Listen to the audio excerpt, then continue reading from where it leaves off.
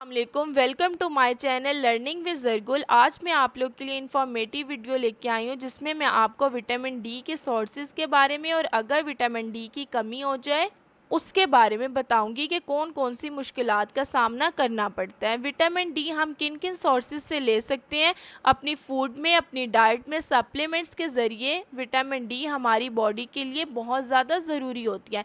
Calcium और phosphorus observe करने में हेल्प करती है, लेकिन विटामिन डी हमारी बॉडी के लिए ना सिर्फ बोन्स के लिए बल्कि मसल्स के लिए भी बहुत ज़्यादा ज़रूरी है। विटामिन डी की कमी की वजह से बहुत जल्दी थकावट महसूस होने लगती है, वीकनेस फील होती है। मेजर प्रॉब्लम्स में अगर हम देखें तो हार्ट से रिलेटेड डिजीजेस, डायबिटीज़ की प्रॉब्लम आ सकती है। इसके अलावा एक चीज़ जो है, इम्यून सिस्टम कमज़ोर हो जाता है।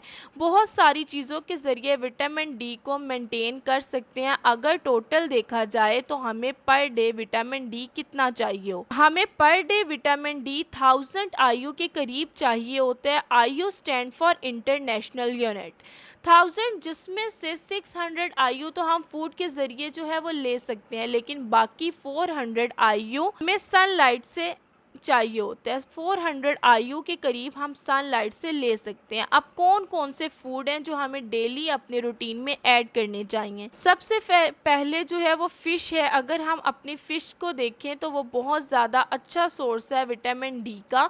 इसी तरह कॉड लिवर ऑयल बहुत अच्छा सोर्स है। 450 आयु तक विटामिन डी इसके अंदर मौजूद होता है। एग यॉक बहुत अच्छा सोर्स है, तकरीबन 30 आयु विटामिन डी होता है।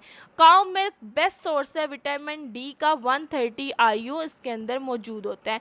मशरूम बहुत अच्छा विटामिन डी का सोर्स है। एवरी मशरूम कंटेन 450 आयु विटामिन डी।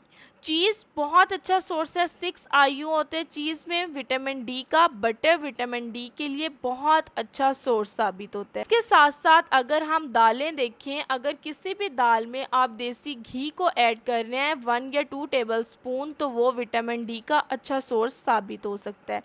सनलाइट लेना बहुत ज़्यादा ज़रूरी है, चाहे फूड से विटामिन डी ले रहे हैं या नहीं। विटामिन डी हमारी बॉडी में स्टोर रहता है, लेकिन अगर वीक में 2-3 दफ़ा भी सनलाइट लें तो विटामिन डी मेंटेन रह सकता है।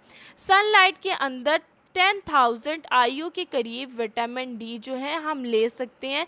इसलिए हमें सनलाइट से भी विटामिन डी ज़रूर लेना चाहिए और हम कोशिश करें कि साथ के साथ ये जो विटामिन डी जिसके अंदर बहुत ज़्यादा होते हैं, हम वो फूड आइटम्स अपनी डेली रूटीन में ऐड करते जाएं ताकि हम एक हेल्दी ज़िंदगी गुजार सकें, आपकी बोन्स, आपके मसल्स बहुत ज़्यादा मेंटेन रह सकें।